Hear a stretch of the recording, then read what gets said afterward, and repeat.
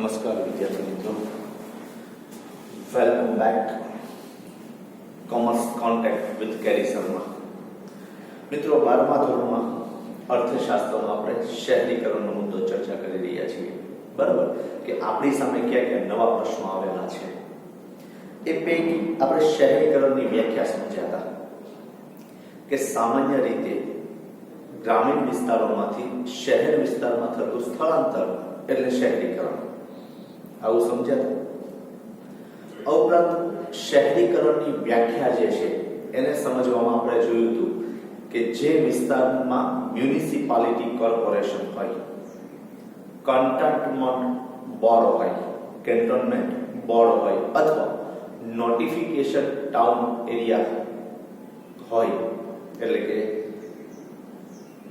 જે તે વિસ્તારનો વિકાસ કરવા માટેની સમિતિ બનેલી હોય એવો વિસ્તાર એટલે શહેરી વિસ્તાર, નગર વિસ્તાર. આ ઉપરાંત 3 માપદંડો કે 5000 કે તેથી વધુ વસ્તી હોય, 75% કે તેથી વધુ લોકો કૃષિ સિવાયના વ્યવસાય સાથે જોડાયેલા હોય, અને ત્રીજું કયું હતું એ તો મને નથી ખબર. તમે ભણીને એવા તમે એમ કહો તમને નથી ખબર એટલે તો કોને ખબર હોય? બોલો ત્રીજું કયું હતું? લે બોલો બોલો જલ્દી બોલો. તો આપણે કઈ કહેવાનું થતું નથી. બરાબર, આપણે જે મુદ્દો ભણ્યા છીએ ત્યાં પાછા આવી જઈએ. ચાલો ત્યાંથી આગળ વધીએ તો શહેરીકરણ 3 રીતે થાય છે. એક કુદરતી વસ્તી વધારો, બીજું નગર કે શહેરની વ્યાખ્યામાં પરિવર્તન થતા, અને ત્રીજું શું સમજ્યા હતા? તો કે ગ્રામીણ વિસ્તારમાંથી લોકો શહેરી વિસ્તારની અંદર વસવાટ કરવા માટે આવે છે. આ સ્થળાંતરને લીધે વસ્તી વધારો જે શહેરમાં થાય છે એ પણ શહેરીકરણની જે પ્રક્રિયા છે. આ ઉપરાંત 1961 થી લઈને 2011 સુધીમાં સરેરાશ વસ્તીમાં વધારો થતો આપણે જોયેલો છે, ખાસ કરીને શહેરી વસ્તીમાં. અને છેલ્લે 2011માં આશરે 32% લોકો શહેરી વિસ્તારની અંદર વસવાટ કરે છે. અને જો આવી જ રીતે શહેરીકરણ શરૂ રહ્યું તો મિત્રો 2/3 ભાગ એટલે કે 2050ની સાલ સુધીમાં 2/3 વસ્તી છે એ શહેરોમાં વસવાટ કરતી છે એવું આપણે સમજવાનો પ્રયત્ન કર્યો. આજે આપણે સમજવું છે શહેરીકરણની અસરો.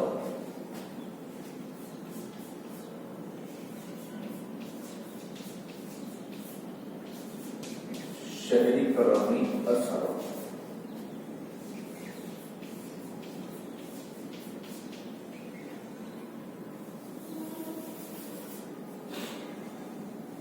તો સેમ તમે જે ભણીને આવ્યા છો એ જ અસરો આપણે અહીંયા ભણવાની છે. પણ કઈ અસરો ભણી હતી? ત્યારે આપણે સ્થળાંતરની હકારાત્મક અને નકારાત્મક અસરો ભણીને આવ્યા હતા. એમ અહીંયા શહેરીકરણની હકારાત્મક અને નકારાત્મક અસરો છે. તો વિદ્યાર્થી મિત્રો, આપણને ખબર છે કે કોઈ પણ બાબત હોય એની 2 બાજુઓ હોય છે. એક પોઝિટિવ બાજુ અને બીજી નેગેટિવ બાજુ. તો જે નેગેટિવ બાજુ છે એને જો થોડાક સમય માટે સાઈડમાં મૂકીએ તો પોઝિટિવ બાબતોને લીધે જે વિકાસ થાય છે, પોઝિટિવ બાબતોને લીધે એની જે સારી બાબતો હોય છે. Once upon time in Mumbai ફિલ્મમાં તમે જોયું છે. એમાં અજય દેવગન જે કિરદાર ભજવે છે એમાં વિલનની ભૂમિકા ભજવે છે. છતાં મિત્રો લોકોની નજરમાં કેવો હતો? તો કે દાનેશ્વરી હતો. એ ભેગું કરવામાં નહોતો માનતો. હા, દાણચોરી છે, સ્મગલિંગ છે, એવા ખોટા કામ કરતો હતો, પણ એની સામે દાન એટલું બધું કરતો હતો અને છેલ્લે પોલીસ વાળો પણ એમની પ્રશંસા કરતો હતો કે મુંબઈ સાથે પ્રેમ થઈ ગયો હતો. બરાબર, એટલે નેગેટિવ બાબતો સાથે પોઝિટિવ બાબતો હોવાની. એમ અહીંયા આપણે નેગેટિવ બાબતોને સાઈડમાં રાખીએ તો શહેરીકરણની હકારાત્મક બાબતો એટલી બધી સકારાત્મક છે કે આપણને એમ થાય કે જો શહેરીકરણ ન થયું હોત તો દેશનો એટલો વિકાસ ન થઈ શક્યો હોત. તો એમાં જોઈએ સૌથી પહેલું કીધું છે કે આંતરમાળખાકીય સુવિધામાં વધારો.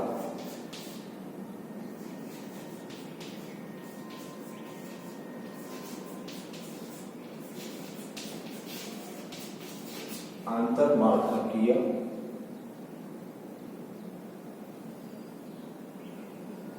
સુવિધામાં વધારો.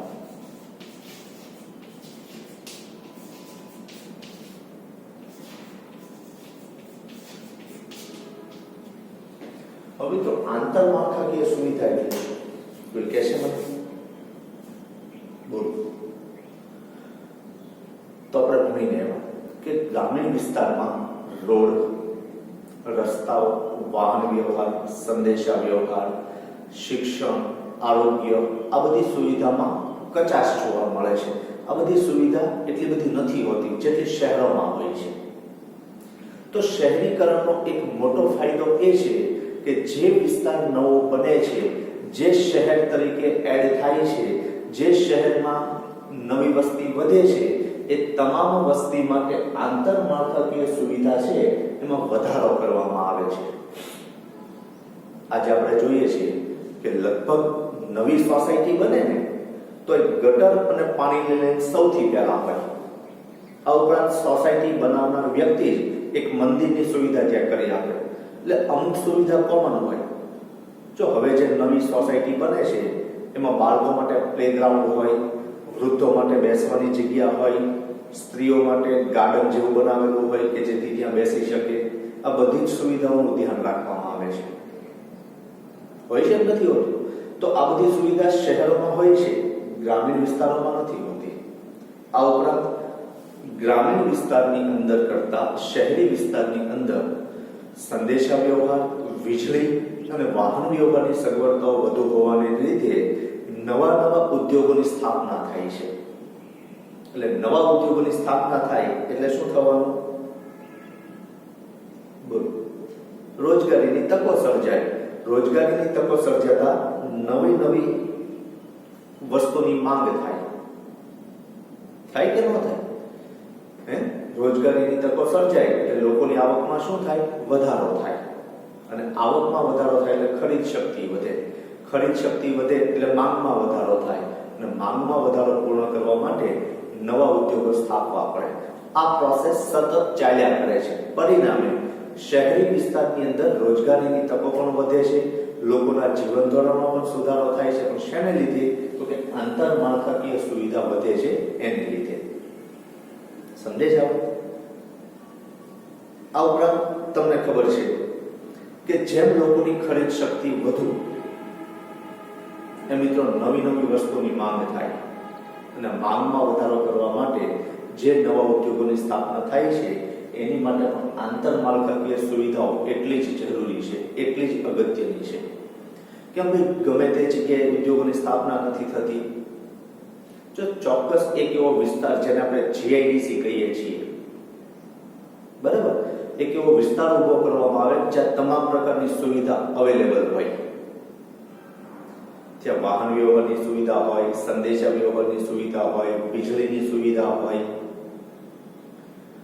વધારાનો માલ સામાન મૂકો તો ગોડાઉનની સુવિધા હોય, પીવાના પાણીની સુવિધા હોય. તમામ પ્રકારની સુવિધા એક જ જગ્યાએ ઊભી કરવામાં આવે તો એ વિસ્તાર એટલે જીઆઈડીસી, જે ઉદ્યોગ ધંધા માટે સૌથી સારામાં સારો ગણાય. તો એમાં જોઈએ કે ભાઈ શિક્ષણ, આરોગ્ય, બેન્કિંગ, પહેલા પ્રસ્તાવના જોઈએ કે વિશ્વમાં સૌથી વધુ શહેરીકરણ ચીન પછી ભારતમાં થઈ રહ્યું છે. આમ કહી શકાય કે હાલમાં ભારતમાં શહેરીકરણની પ્રક્રિયા ખૂબ ઝડપી છે, જે ભારતના ઝડપી આર્થિક વિકાસનો નિર્દેશ કરે છે. એટલે આપણા વિકાસમાં શું થાય છે? વધારો થાય છે. આ વિકાસની પ્રક્રિયાને કારણે જે શહેરીકરણ થયું તે ભારતીય અર્થતંત્ર પર અનેક અસરો સર્જી છે. અને આ અસરોને બે વિભાગમાં વહેંચી શકાય. એક હકારાત્મક અસરો અને બીજી નકારાત્મક અસરો. આ તમને 5 માર્કમાં પૂછાય છે. કેટલા માર્કમાં પૂછાય છે? 5 માર્કમાં. અને શક્ય હોય તો 3 માર્કમાં પણ પૂછી શકાય. એટલા માટે તમે એને પૂરેપૂરી જોજો. તો પહેલું છે હકારાત્મક અસરો, અને એની અંદર કીધું છે કે માળખાકીય સુવિધાઓમાં વધારો. શિક્ષણ, આરોગ્ય, બેન્કિંગ, વાહન વ્યવહાર, સંદેશા વ્યવહાર, વીમો, વીજળી જેવી માળખાકીય સુવિધાઓમાં સતત વધારો થતા આ બધા જ ક્ષેત્રોમાં અનેક ગણી રોજગારીની તકો ઊભી થઈ. અને રોજગારીની તકોમાં વધારો થતા લોકો વસ્તુ ખરીદવાની શક્તિમાં પણ વધારો થયો, જેને અનેક નવા ઉદ્યોગો સ્થાપવાની શહેરોમાં અનિવાર્યતા ઊભી થઈ. જો શું થયું તો કે શિક્ષણ, આરોગ્ય, બેન્કિંગ, વાહન વ્યવહાર, સંદેશા વ્યવહાર, વીમો, આ બધા જ ક્ષેત્રોનો વિકાસ થતા એક ક્ષેત્રોમાં નવી રોજગારીની તકો ઊભી થઈ અને આ તકોમાં ઊભી થતા લોકોની આવકમાં વધારો થયો, જે નવી નવી વસ્તુની માંગમાં વધારો કરે અને નવી વસ્તુની માંગમાં વધારો થતા નવા ઉદ્યોગોની સ્થાપના કરવાની જરૂર ઊભી થઈ. બરાબર. અને નવા ઉદ્યોગો સ્થપાયા, જેમાં પણ અનેક રોજગારીની તકો સર્જી અને રોજગારી વધતી ગઈ. રોજગારી વધી એટલે આવક વધી, આવક વધી એટલે ખરીદ શક્તિ વધી, ખરીદ શક્તિ વધી એટલે ફરી નવા ઉદ્યોગોની સ્થાપના થઈ અને પાછી રોજગારીની તકો વધી. આમ આ ચક્ર સતત ચાલ્યા કર્યું. બરાબર. શું કીધું તો કે નવા ઉદ્યોગો સ્થપાયા એટલે રોજગારીની તકો વધી, રોજગારીની તકો વધી એટલે આવક વધી, આવક વધી એટલે ખરીદ શક્તિ વધી અને ખરીદ શક્તિ વધી એટલે પાછા નવી નવી વસ્તુની માંગ થતા નવા ઉદ્યોગોની સ્થાપના કરવાની જરૂર ઊભી થઈ અને નવા ઉદ્યોગો સ્થાપવાના પરિણામે શું થયું તો કે રોજગારીની તકોમાં વધારો થયો. બીજું કીધું છે ગરીબીમાં ઘટાડો.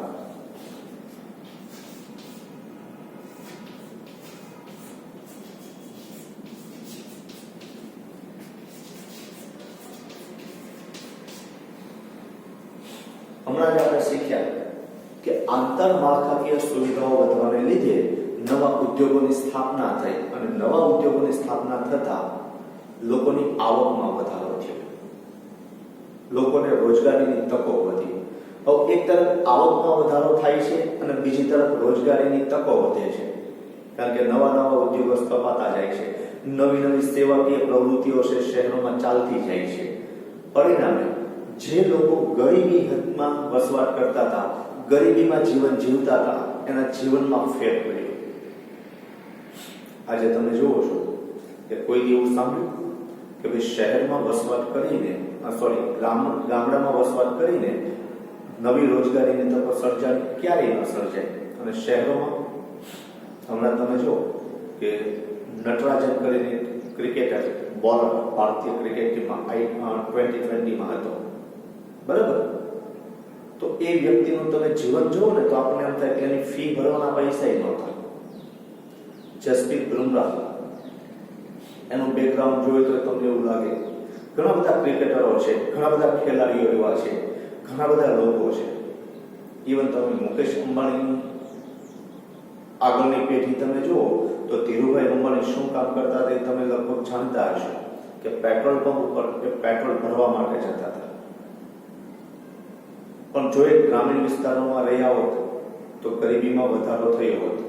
પણ જે લોકો ગ્રામીણ વિસ્તાર છોડીને શહેરી વિસ્તારની અંદર આવે છે, આવીને રોજગારી મેળવે છે, આવકમાં વધારો થાય છે, એટલે જે ગરીબી જીવન એ જીવતા હતા એમાં ઘટાડો જોવા મળે છે. બીજી રીતે કહીએ તો જેમ તમે મોટા સિટીમાં જાઓ, જો મેં સાંભળ્યું છે કે અત્યારે તો મોટા સિટીની અંદર કાર ધોવા માટે પણ માણસો રાખે છે, કાર નથી જાતે ધોતા. જ્યારે ગામડામાં તો કે લઈ લેને વાડી પિચકારી મારી દેશું, કાર જાતે ધોવે. જ્યારે સિટીમાં એવું નથી. સિટીમાં તમારા ઘરે સવારે આવે એ કાર ધોઈ જાય, મહિને નક્કી કરેલું છે કે પગાર હોય એ તમારે આપી દેવાનો હોય કે નથી હોતો. આ ઉપરાંત કચરા પોતા કરવા માટે અલગ અલગ માણસો હોય. એક કચરા પોતા કરવા માટે આવે, એક વાસણ ટેકવા માટે આવે, એક કપડાં ધોવા માટે આવે અને એક બેન છે રસોઈ કરવા માટે આવે. અને કેટલા ઘરની રસોઈ કરતા હોય, કેટલા ઘરના કપડાં ધોતા હોય. એટલે આવી રીતે અલગ અલગ નવી રોજગારીની તકો સેવાકીય પ્રવૃત્તિઓમાં પણ થવા લાગે છે. પ્રાઇવેટ બેંકો, પ્રાઇવેટ વીમા કંપનીઓ, આ ઉપરાંત LIC agent, RTO agent, driving school, આ બધું ક્યાં જોવા મળે? સિટીમાં જોવા મળે છે. બરાબર. ગામડામાં આવું જોવા મળતું નથી. એટલે નવી નવી બાબતોમાં નવી નવી રોજગારીની તકો ઊભી થાય છે. પરિણામે આવકમાં વધારો થતા ગરીબીમાં શું થાય? ઘટાડો થાય. તો એમાં જોઈએ ગરીબી અને બેરોજગારી પરસ્પર સંકળાયેલ છે, કારણ કે જે વ્યક્તિ બેરોજગાર છે એ જ ગરીબ હોવાનો. આવું થાય ને. શહેરીકરણ થવાથી શહેરોમાં સેવા ક્ષેત્ર અને ઉદ્યોગ ક્ષેત્રમાં મોટા પ્રમાણમાં રોજગારીનું સર્જન થાય છે. તેથી ગરીબીમાં ઘટાડો થાય છે. તો સેવાકીય પ્રવૃત્તિ અત્યારે ખૂબ જ વધારે જોવા મળે છે.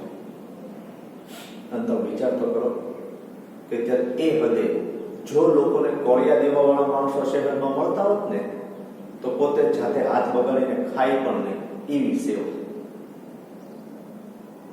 લઈએ છીએ આપણે. કારણ કે શાકભાજી લેવાય ન જોઈએ તો ઘર બેઠા ફોન કરીને આપી જતા હોય તો એ સુવિધાનો લાભ કેમ ન લઈએ? આવું કેવા વાળા છે કે નથી?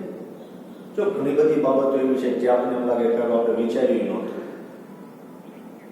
એટલે જેમ જેમ ઝોમાટો છે, સ્વીગી છે, આ શું છે કે ખાવાનું ઘરે બનાવવું ન પડે એટલે ઘરે દેવા આવે.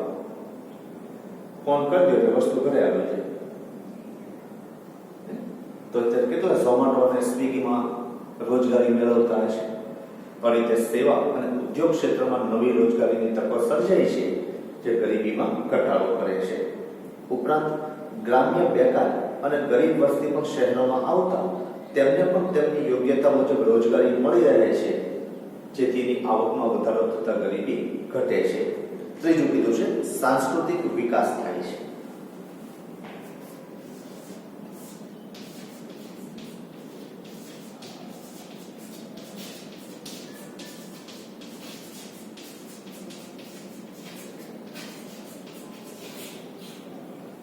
હવે વિદ્યાર્થી મિત્રો સાંસ્કૃતિક વિકાસ થાય તો સાંસ્કૃતિક વિકાસ એટલે શું? એક બીજી સંસ્કૃતિની આપલે થાય. અત્યારે અમેરિકા છે ભારતીય સંસ્કૃતિ અપનાવે છે, યોગ તરફ વળ્યા છે, જ્યારે આપણે વિયોગ તરફ વળ્યા છીએ. ભારતીય સમાજ પ્રમાણે અમેરિકાની અંદર કુટુંબ પ્રથા અમલમાં આવી.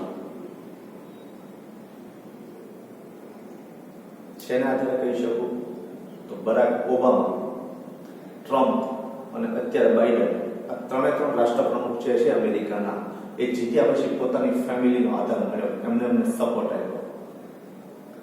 મિશેલ ઓબામા એમના પતિને પૂરેપૂરો સહયોગ આપતા હતા, પોતાના સંતાનોની કારકિર્દી બનાવવામાં પૂરેપૂરો સહયોગ આપતા હતા. બરાબર. જ્યારે આપણે જેટલી ઝડપથી સગાઈ નથી થતી એટલી ઝડપથી ઘર ભાંગે છે. આ પહેલા કેની સંસ્કૃતિ હતી? પશ્ચિમી સંસ્કૃતિ. એ લોકો સંપૂર્ણ વસ્ત્રો પહેરવા લાગ્યા, આપણે ટૂંકા વસ્ત્રો તરફ જઈએ છીએ. એ લોકો આપણા ભારતીય ગરબા રમે છે. મને ફિલ્મનું નામ યાદ નથી, પણ એક હિન્દી ફિલ્મ નવરાત્રી ના થીમ ઉપર આવ્યું હતું. છો ગાળા તારે એવું કંઈક ગીત છે એમાં, છબીલા તારા. બરાબર.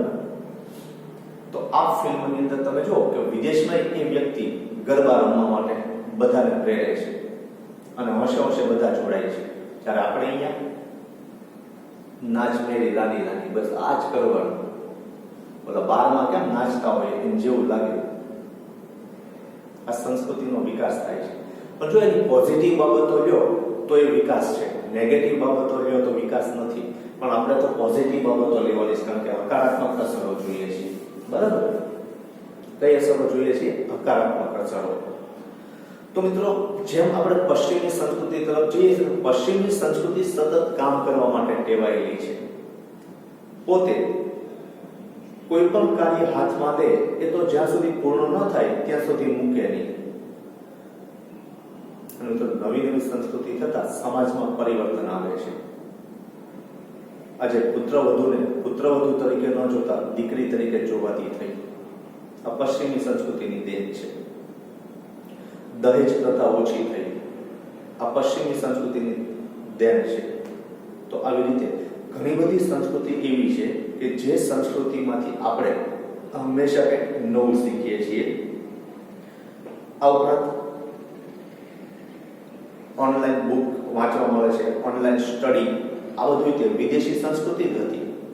આપણે તો અહીંયા હવે એ લોકો તો પહેલેથી આની ઉપર વિશ્વાસ રાખે છે. જો studyadda.com, આ ઉપરાંત બાયજુસ, જો જો રાતોરાત આ બધું કંઈ એટલું બધું આગળ ન વધી જાય, કારણ કે બાયજૂસની સ્થાપના કરવા માટે કેટલો સમય લાગ્યો છે, એટલા સરસ વિડીયો બનાવવામાં.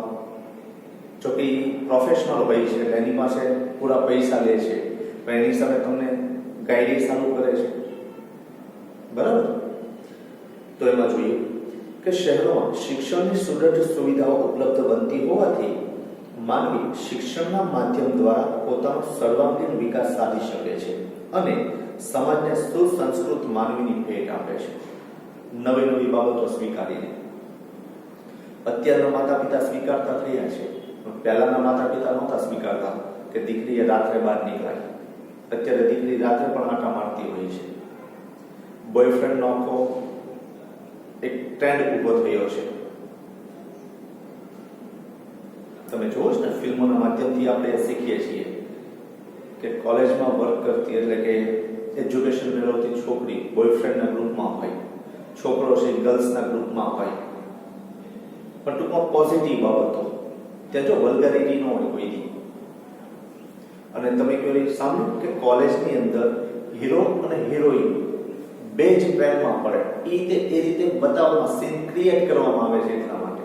બાકી ઘણું બધું ગ્રુપ હોય, કેમ કોઈ દી કોઈ પ્રેમમાં નથી પડતું? જો મિત્રતા નિખાલસ હોય ને, એ હંમેશા આવકાર્ય છે. પણ તમે આખો મિત્રતાનો અર્થ જ અલગ પાડી દો, એ યોગ્ય નથી. એટલે આ સંસ્કૃતિ આપણને એ શીખવે છે કે મિત્રતા બધા સાથે રાખો, કારણ કે બધા જ આપણા મિત્ર છે. પણ મિત્રતામાંથી તમે જેને પ્રેમ સમજો છો, પ્રેમ નથી, આકર્ષણ છે. એક ફરવા માટેનું સાધન તમે ગોતો છો, બરાબર. એટલે પશ્ચિમી સંસ્કૃતિ હંમેશા મિત્રતાભર્યું વાતાવરણની અંદર કેવી રીતે કોલેજ પૂરી કરી શકાય એવું શીખવે છે. સમાજમાં આવતા પરિવર્તનો નવી પેઢી છે સ્વીકારી શકે છે. આ ઉપરાંત વૈવિધ્યસભર વાંચનાલયો એટલે કે પુસ્તકાલયો, બુક સ્ટોલ તેમજ અન્ય સાંસ્કૃતિક વિકાસના વિવિધ કાર્યક્રમો પણ માનવીના સાંસ્કૃતિક વિકાસમાં અગત્યનો ભાગ ભજવે છે. હાફ ગર્લફ્રેન્ડ ફિલ્મ જોયું છે ને, અર્જુન કપૂર છે, ચેતન ભગતની સ્ટોરી છે. નામ જ એવું છે કે આપણને જોવાનું મન ન થાય, પણ સ્ટોરી જોવો તો અફલાતુન છે. પણ આ ક્યાંની સ્ટોરી છે? વિદેશની સ્ટોરી છે. કારણ કે છોકરો ભણવા માટે ક્યાં જાય છે? વિદેશમાં. પછી ત્યાં જે કઈ પ્રવૃત્તિઓ થાય છે એને શું કહેવાનું નામ આવ્યું છે? હાફ ગર્લફ્રેન્ડ, બરાબર. ત્રીજું કીધું છે અત્યાધુનિક આરોગ્યની સુવિધા.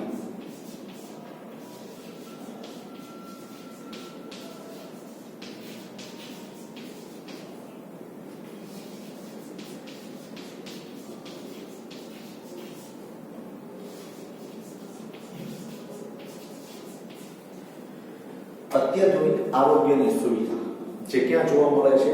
શહેરી વિસ્તારની અંદર. ગ્રામીણ વિસ્તારોમાં હજી એવી હોસ્પિટલો બની નથી. આ અમુક ગામડાઓ એવા છે કે જ્યાં ટ્રસ્ટ સદ્ધર હોવાથી સારા ડોક્ટરો પૈકી એક યોગ્ય હોસ્પિટલનું નિર્માણ કરેલું છે, જેમ કે ટીમ્બી હોસ્પિટલ જોઈ છે.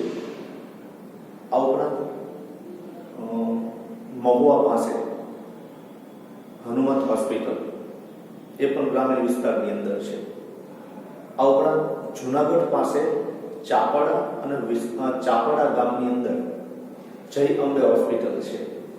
ત્યાં પણ મિત્રો સારામાં સારું કામ થાય છે. તો આવી રીતે ગામડાને બાદ કરતા અમુક સેવાઓ ગામડાની બાદ કરતા સિટીમાં આરોગ્યની સુવિધાઓ કેવી હોય છે?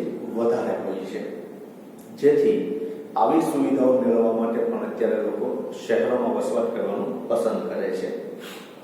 શહેરીકરણની પ્રક્રિયાને પરિણામે શહેરોની વસ્તીમાં વધારો થતા તેમની શિક્ષણની સાથે સાથે આરોગ્યની પણ અનેકવિધ જરૂરિયાતો ઉદ્ભવે છે. આજે અમદાવાદ જેવા મોટા શહેરમાં અત્યાધુનિક મલ્ટી સ્પેશિયાલિટી હોસ્પિટલો દરેક વિસ્તારમાં જોવા મળે છે. મલ્ટી સ્પેશિયાલિટી હોસ્પિટલો એટલે શું? એક જ હોસ્પિટલની અંદર તમામ પ્રકારની સુવિધા મળે. બાળ રોગે હોય, સ્ત્રી રોગે હોય, હૃદય રોગની સારવાર એ થતી હોય, હાડકાની સારવાર એ થતી હોય, સામાન્ય તાવ આવે તો એમની સારવાર એ થતી હોય, આ તમામ સુવિધાઓ એક જ હોસ્પિટલની અંદર મળે અને મલ્ટી સ્પેશિયાલિટી હોસ્પિટલ તરીકે ઓળખાય છે. અને આજે જોઈએ છીએ કે ભજનદાસ બાપા આરોગ્યધામ છે, તળાજા રોડ ઉપર પલ્સ મલ્ટી સ્પેશિયાલિટી હોસ્પિટલ આવેલી છે, બીમ્સ હોસ્પિટલ, બરાબર, આ બધી હોસ્પિટલો છે એ સ્પેશિયાલિટી હોસ્પિટલો છે. આ ઉપરાંત આપણી સરટી હોસ્પિટલને કેમ ભૂલાય, એ તો મલ્ટી સ્પેશિયાલિટી હોસ્પિટલ છે. તો મિત્રો આવું શહેરોમાં જોવા મળે છે, ગામડામાં જોવા મળતું નથી, જ્યાં આગળ જતા દરેક પ્રકારના રોગોની આધુનિક સારવાર એક જ સ્થળેથી ઉપલબ્ધ બની શકે છે. ઉપરાંત સરકાર તેમજ સ્થાનિક સ્વરાજની સંસ્થાઓ પણ આવી હોસ્પિટલો ઊભી કરે છે, જેનો સીધો લાભ સમાજના ગરીબ અને મધ્યમ વર્ગને મળતા તેમના આરોગ્યમાં સુધારો થતા તેમની ઉત્પાદકતા ઉપર હકારાત્મક અસર જોવા મળે છે, હકારાત્મક અસર મળે છે. પાંચમું કીધું છે સામાજિક અસર.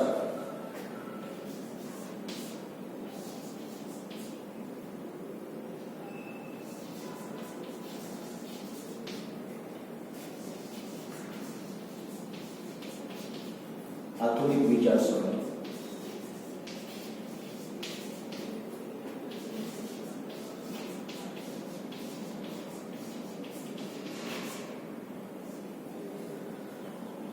તો મિત્રો સામાજિક અસરની વાત કરીએ તો સંદેશા વ્યવહારના આધુનિક સાધનો આપણી પાસે હોવાથી જો તમારા ઘરે બેન હશે અથવા તો મમ્મી તમે જોશો કે ફિલ્મોની અંદર જે ફેશન આવે છે એ ફેશન અપનાવે છે. હું તો એવું કહું છું કે અત્યારની સિરિયલોને લીધે જ ઘર ભાંગે છે, કારણ કે સિરિયલોમાં સાસુનું મહત્વ ઘટતું જાય છે, કારણ કે જે મુખ્ય પાત્ર હોય એ પાત્રનું મહત્વ બતાવવા માટે ઘરના બીજા તમામ વ્યક્તિના, જો મને યાદ નથી પણ એક સિરિયલની અંદર હું ઘણી વાર સાંભળું છું કે એનું મહત્વ વધારવા માટે ઘરમાં પુરુષનું મહત્વ પણ ઘટાડી દે છે. જ્યારે આપણો સમાજ પુરુષ પ્રધાન છે, સ્ત્રીનું મહત્વ નથી એવું નથી કહેતા, પણ સ્ત્રીઓ અમુક, જો એક ખાસ યાદ રાખજો કે સિરિયલોમાં કે ફિલ્મોમાં હિરોઈન જે હોય એને કોઈ દી રસોઈ બનાવતા જોઈ, એને કોઈ દી ઘરના કામકાજ કરતા જોયા ક્યારેય નહીં. તો આપણે કેમ એની જેવા બની જઈએ છીએ? આમ રીતે આધુનિક વિચારસરણી અપનાવીએ છીએ, આપણે એની જેવી લાઈફસ્ટાઈલ જીવીએ છીએ.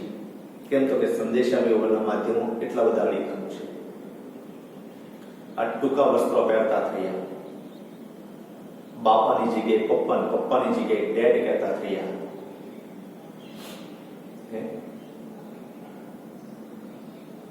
ભૈલાની જગ્યાએ ભાઈ કહેતા થયા, ફઈની જગ્યાએ ફિયા કહેતા થયા. આ બધું શું બતાવે છે? તો સમાજમાં આવતું પરિવર્તન છે એ આપણે અપનાવીએ છીએ, જેને આધુનિક વિચારસરણી તરીકે ઓળખાય. એમાં જોઈએ ગામડાઓ કરતા શહેરોમાં શિક્ષણ તેમજ સાંસ્કૃતિક વિકાસને કારણે આ ઉપરાંત સંદેશા વ્યવહારના અત્યાધુનિક ઉપકરણોના ઉપયોગ સતત વધતા જતા શહેરના લોકોની વિચારસરણી પણ આધુનિક જોવા મળે છે. તેઓ ઝડપથી વિશ્વના પ્રવાહોથી પરિચિત થઈ શકતા હોવાથી તેમના વાણી, વર્તન, વિચારો, રહેણી કરણી, રીતભાત વગેરેમાં પરિવર્તન મોટે ભાગે જોવા મળે છે. અત્યારે છૂટા પડી ત્યારે આપણે શું કહીએ છીએ? હાય. પણ હાય કહેવાના જે ઈશારા હોય આપણને ખબર છે, બાય. હા, અત્યારે બે મિત્રો અથવા તો બે બહેનપણીઓ મળે તો એકબીજાને ભેટી પડે, જાણે કે વર્ષોથી મળ્યા જ ન હોય, જન્મ જન્મ કે વિછડે અભિયાજ મિલે, એના જેવું લાગે આપણને કે જાણે અહીં બેની મિત્રતા શ્રેષ્ઠ હોય. પણ ટૂંકમાં આધુનિક વિચારસરણી છે.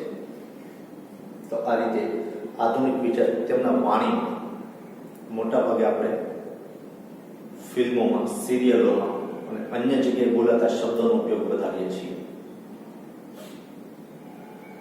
જો જય શ્રી કૃષ્ણ બોલતા જ નથી, બાય, આવજો કહેતા જ નથી, કેમ? તો કે આવજો કે જૂની વિચારસરણી લાગે, જય શ્રી કૃષ્ણ કે તો જૂની વિચારસરણી લાગે. આવું થાય કે ન થાય?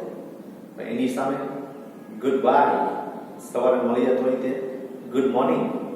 હા, આપણામાં શું કહેતા? એ રામ રામ રામ રામ. રહેણી કરણી રીતભાતમાં ફેરફાર થઈ ગયો. અને છેલ્લું કીધું છે ઉચ્ચ જીવન ધોરણ.